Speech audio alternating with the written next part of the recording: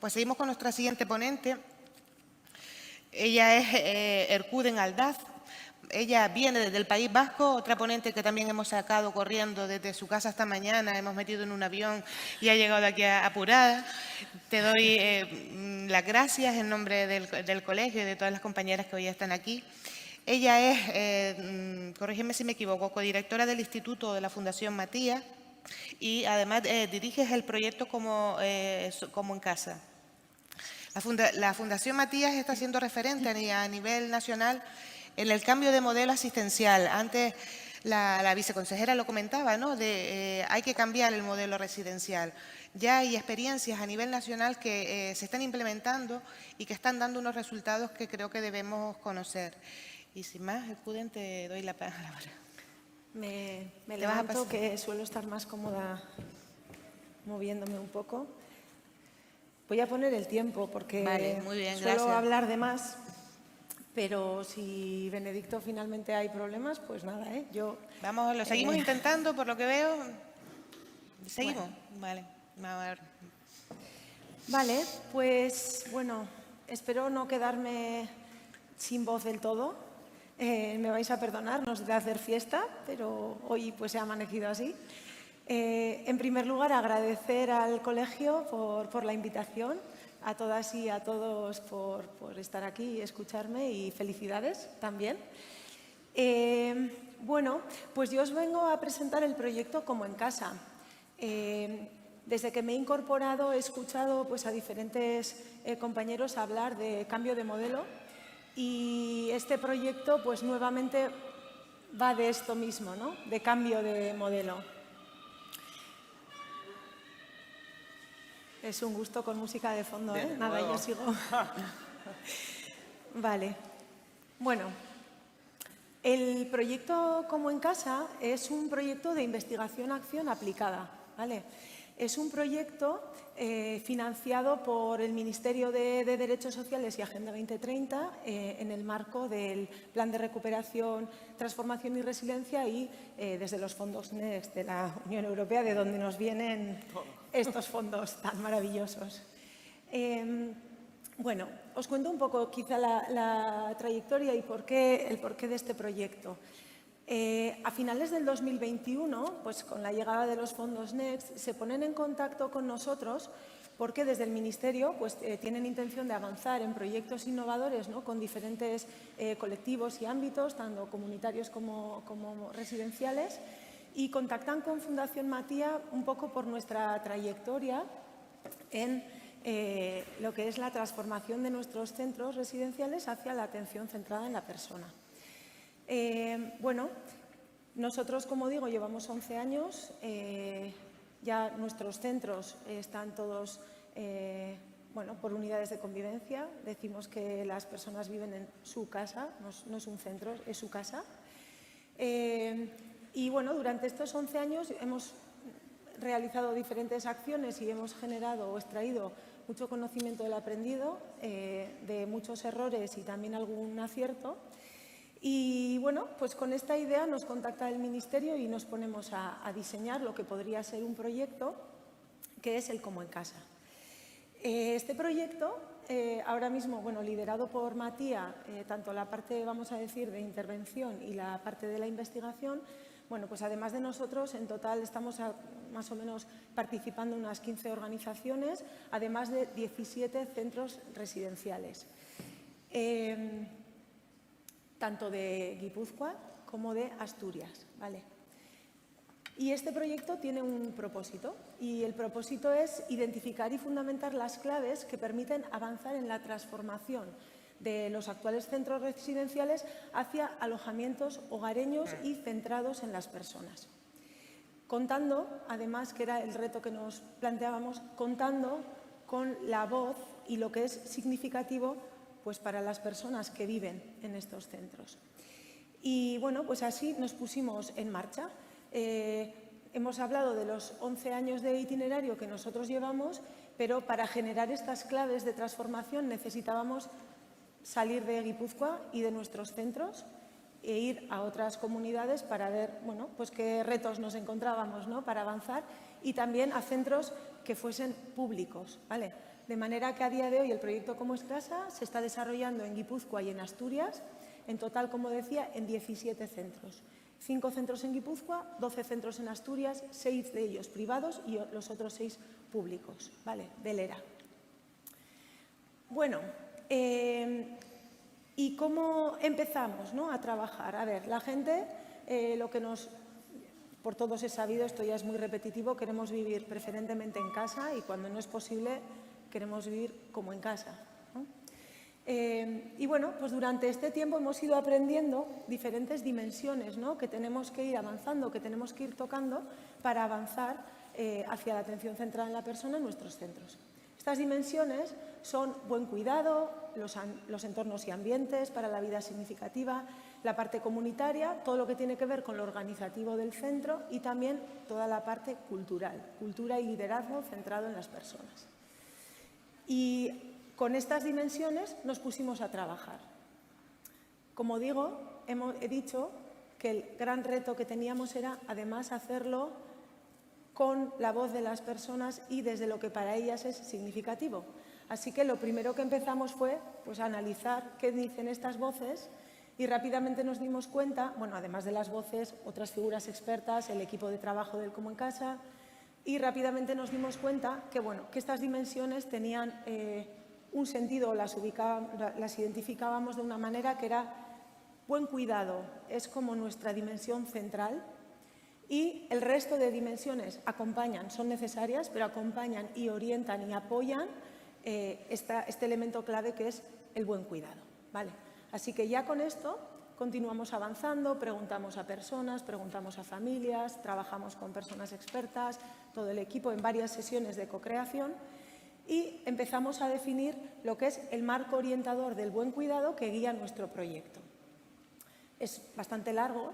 Entonces, bueno, no lo voy a comentar, estará a disposición de quien lo quiera, pero básicamente en el fondo en el centro se vuelve a representar ese buen cuidado, es decir, todo lo que tiene que ver con mi vida con sentido y bienestar, quién soy, cómo quiero, qué quiero, cuáles son mis deseos, mis preferencias, mis capacidades, es toda esta parte que tradicionalmente se nos ha olvidado, ¿no?, y que es central para el bienestar de todos nosotros, también para quienes viven en centros. Y luego el resto de paquetes, ¿no?, que acompañan, como hemos dicho, ambientes, sistemas de información y gestión, las herramientas que utilizamos en el día a día, la parte comunitaria, la participación de las personas en la comunidad y centros abiertos a la comunidad, es decir, que desde la comunidad también vengan. Bueno, todo lo que tiene que ver con unidades de convivencia, los equipos de trabajo, la estabilidad de la unidad, etcétera. Bueno, y partiendo de este marco orientador del buen cuidado, podríamos decir que el proyecto se articula como en 3 ejes, ¿no? El primero de ellos sería generar conocimiento y recursos desde estas 5 dimensiones. Es decir, cada una de ellas, con su equipo de trabajo, está generando conocimiento, generando herramientas basadas en evidencia que luego podamos aplicar, que podamos utilizar en los centros, ¿vale? Hay una pata de acompañamiento a los centros que luego os explicaré cómo lo estamos llevando a cabo en los 17 centros y, nuevamente, toda una pata que pretende evaluar y, nuevamente, generar conocimiento de cómo es ese proceso de transformación, ¿vale? Y de, bueno, pues qué aspectos, como decía antes, son claves para el cambio. Bueno, las 5 dimensiones, ¿en qué estamos trabajando? Bueno, pues el de buen cuidado está centrado sobre todo en trabajar los procesos de llegada. ¿Cómo hacemos esos procesos de llegada? Les hemos llamado mudanzas, porque te cambias de casa. ¿Cómo estamos haciendo? ¿Cómo acogemos a las personas? ¿Les conocemos desde su casa? Bueno, todo esto, porque nuestro objetivo es dar continuidad a su proyecto vital. Su proyecto vital no acaba cuando una persona deja su casa para ir a vivir a otra casa. Su proyecto vital continúa, por lo tanto nos parecía central conocer a las personas desde donde están, desde su entorno cotidiano y desde ahí pues comenzar, ¿no?, este itinerario. Trabajamos día a día con sentido, la participación efectiva de las personas, comunicación y bienestar en personas con demencia, que bueno, pues es algo que en los centros se demanda mucho porque a veces tenemos pues, dificultades para saber, ¿no?, cuáles son esas preferencias de las personas, cuáles son sus elecciones. Entonces, bueno, pues herramientas que nos puedan ayudar a facilitar y también gestionar situaciones que a veces son complejas y todo lo que tiene que ver con el proceso fin de vida. La segunda dimensión, entornos y ambientes para la vida significativa, en lo que está trabajando, bueno, está trabajando en muchas cosas, pero básicamente lo que ha hecho es un diagnóstico bastante exhaustivo de cómo está a nivel entornos y ambientes todos estos 17 centros. Ha elaborado pues recomendaciones para transformar estos centros a este nivel y bueno, pues está trabajando en guías y recomendaciones para los propios centros y también trabajará para bueno, pues estudios de arquitectura, diseñadores y demás, ¿vale? Aquí trabajamos pues desde materiales, todo lo que tiene que ver con accesibilidad, en fin, una larga, ¿no?, variedad de cosas. Para que veáis un poco, bueno, pues ahí ya tenemos que saldrá, yo creo que ya en breve, la guía de recomendaciones, decoración y ambientes para los centros, en el que, bueno, pues ya veis, intencionadamente le hemos dado así carácter de revista, ¿no?, como si tú te coges el mueble o el, bueno, no sé mucho de eso, pero, y bueno, básicamente lo que miramos es la organización espacial, las circulaciones y los pasillos, el uso del color, los materiales que utilizamos, la iluminación, mobiliario, objetos personales y el contacto con la naturaleza, con lo natural y los espacios exteriores. La dimensión comunitaria. Bueno, pues actuamos en 4 planos, persona, unidad, centro, comunidad. Mencionaré solo algunos, los tenéis ahí si queréis ver. Pero básicamente estamos trabajando en formación para todas las personas que están en los centros, identificando necesidades sociales y de significado en las personas. Trabajamos en recorridos con sentido, capacitando también a las personas voluntarias que vienen a los centros, por supuesto identificando pues, o generando herramientas que apoyen, pues la generación de un mapa comunitario, por ejemplo, y a nivel de comunidad también, pues bueno, identificando espacios y recursos en los que las personas puedan participar, porque es significativo para ellos, en identificar bueno, pues prácticas innovadoras que ya se están desarrollando, etcétera, y mucha acción de promoción y sensibilización, ¿no? Bueno, la dimensión organizativa. A ver, diríamos que los elementos centrales serían como 3. Reducir la escala, es decir, hacia unidades convivenciales, estabilidad y nuevos roles profesionales que surgen cuando reducimos la escala. Algunas de ellas las tenéis ahí, pero bueno, estamos trabajando sobre fórmulas óptimas, ¿no?, y sostenibles de composición de unidad. Además, teniendo en cuenta a las personas y sus proyectos vitales, es decir, que la organización sea con un sentido, ¿no?, intentar, pues por preferencias, gustos, estilos de vida, también organizar esas unidades. Estrategias para lograr la estabilidad de los equipos y también mejorar condiciones laborales. Fórmulas para minimizar o eliminar la rotación, porque esto es pues una de las variables que más influye en conocer a las personas y, consecuentemente, en personalizar, ¿no?, esos apoyos. Bueno, y el desarrollo de la figura del rol técnico, que, bueno, pues ya os adelanto que en nuestros centros las enfermeras también, no solo, pero también están ahora mismo realizando labores de coordinación de unidad, que es uno de los roles que surge cuando vamos a unidades de convivencia. Bueno, la última dimensión, la cultura para el cambio. Claro, todas nuestras prácticas, lo que hacemos en el día a día, lo soporta la cultura. Entonces, una de las principales cosas en las que invertimos es en generar una cultura de cuidados que sea compartida, una visión compartida. Esto hace que maximicemos todas las acciones que hagamos en el mismo, ¿no?, hacia el mismo propósito. Trabajamos también el desarrollo del liderazgo, el autoliderazgo, consolidar ese rol de coordinación de unidad, profesionales de referencia, que es otra de las figuras que surge, ¿no?, cuando vamos a la ACP, cuando saltamos a la ACP, y trabajar también hacia una mayor autonomía en los equipos, ¿vale? Por eso es importante y surgen estos nuevos roles profesionales.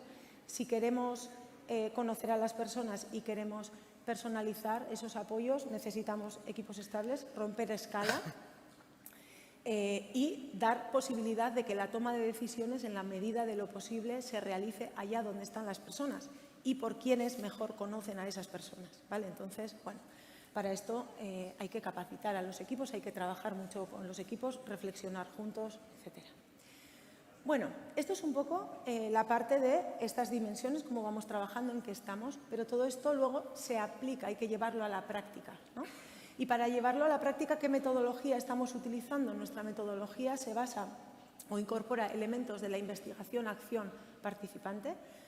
Llevándolo a la práctica, generamos conocimiento, queremos extraer cuáles son todas esas claves, ¿no?, del proceso. Nosotros trabajamos con una aproximación abajo-arriba, arriba-abajo, es decir, de abajo-arriba acciones operativas, de arriba-abajo lo que se lleva es un poco la estrategia, vamos a decir, del proyecto, y lo aterrizamos, vamos a decir, como en tres niveles, ¿no? Tenemos, por un lado, un grupo coordinador, que es donde están responsables y técnicos políticos, también responsables del proyecto, y bueno, lo que vamos trabajando es ese liderazgo, la supervisión de todo el proceso, la estrategia y la gestión del proyecto. Muy en coordinación con lo que hemos llamado grupo intercentros, que es donde están las direcciones y los profesionales responsables, encargados de la planificación, el buen funcionamiento de las unidades de convivencia y de, bueno, ir avanzando, ¿no?, o ir monitorizando y poniendo en común los avances, los diferentes avances que se van produciendo en los diferentes centros. Y el tercer grupo sería el grupo motor que está en funcionamiento en cada uno de los centros. Este grupo motor se compone de profesionales, residentes y familias. Y se trabaja todas estas dimensiones en esa mesa y básicamente nuestro rol es acompañar. Es decir, que lo que hacemos es orientar el proceso a base de ciclos de reflexión-acción. Es decir, vamos reflexionando cuáles son las necesidades, qué dificultades se nos presentan y conjuntamente cuáles son las acciones que podemos y vamos a poner en marcha para avanzar, ¿vale? Y cada uno va configurando, cada centro va configurando su hoja de ruta, su propia hoja de ruta. Hemos dicho, participan 17 centros, 6 centros privados y 6 públicos en Asturias, 5 en Guipúzcoa. Estamos en momentos diferentes, los de Guipúzcoa son los centros de Fundación Matía y bueno, pues están muy centrados ya en trabajar con todas esas innovaciones que nos traen las 5 dimensiones. En Asturias un poquito más atrás y bueno, pues trabajando mucho pues todo lo que tiene que ver con la cultura y nuevamente todo lo que viene de las 5 dimensiones, reflexionando con los equipos y tomando decisiones. La tercera pata importante es la evaluación. A mí, si no me decís, sigo, ¿eh? No tengo... Bueno, la evaluación es una pata muy importante de este proyecto, porque queremos, no deja de ser, he dicho al principio, un proyecto de investigación e innovación. Queremos generar conocimiento, queremos extraer esas claves que son necesarias y transforman pues estos entornos hacia alojamientos, casas, centrados en las personas, ¿vale? Por lo tanto, lo que hemos hecho ya, y ahora os explico, seguimos haciendo, tenemos una evaluación de diagnóstico de los centros, donde vemos, ¿no?, inicialmente cuál es esa organización, de dónde parten, cómo están a nivel entornos y ambientes, etcétera.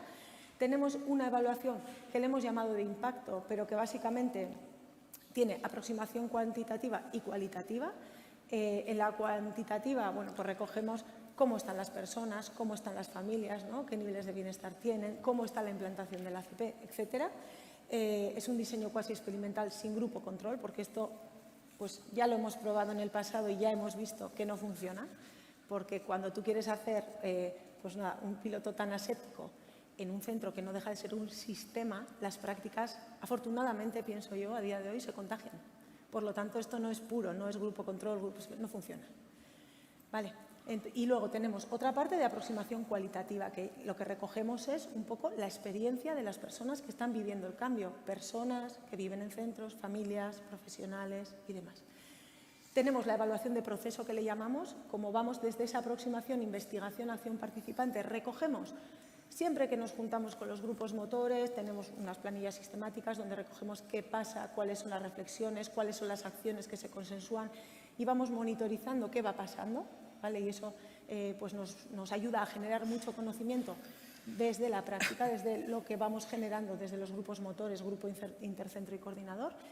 Tenemos finalmente una evaluación evolutiva, ¿vale? Que, bueno, aquí lo que hacen es, la evaluación evolutiva es una técnica donde hacen diferentes procesos de escucha a diferentes niveles, ¿no? Personas, familias, profesionales, pero también comunidad, ¿no? Pueblo, entorno donde está esa residencia.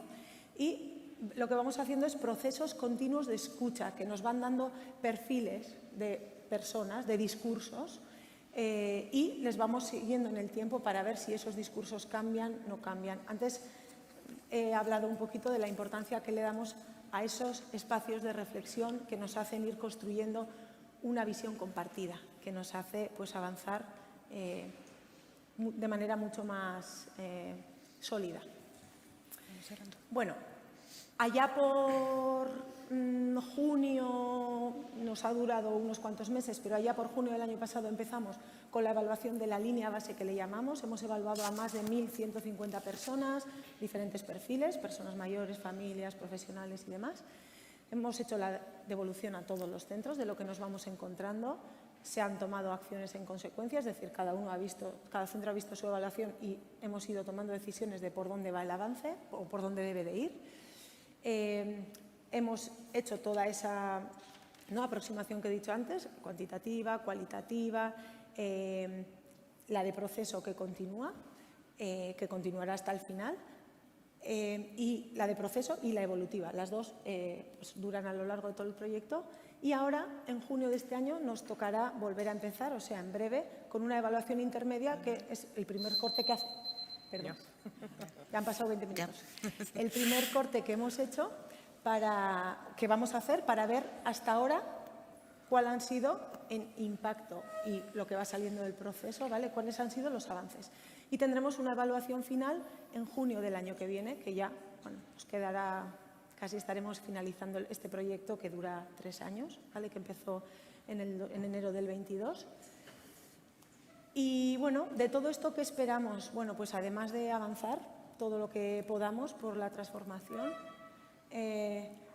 yo creo que pretendemos generar estas claves, o al menos avanzar en cuáles son estas claves para el cambio, demostrar que el cambio es posible, porque es posible, avanzar es posible, es una carrera de fondo, pero es posible y además es muy gratificante, no fácil, pero muy gratificante. Saldrán muchas herramientas muy prácticas para los equipos, tanto, ya digo, a nivel atención directa, equipos más técnicos, estudios de arquitectura, bueno, todo esto que hemos dicho antes. Sobre todo en esos aspectos, ¿no? Esas guías, esas orientaciones vendrán desde estas 5 dimensiones que hemos comentado antes. Y bueno, tenemos un paquete de trabajo que se encarga de la escalabilidad, que luego haremos contraste también con otras comunidades, pues para ver qué dificultades nos hemos encontrado nosotros, qué dificultades hay en otros territorios y cómo podríamos pues, escalar este modelo. Y por mi parte, pues muchas gracias. Gracias. La única forma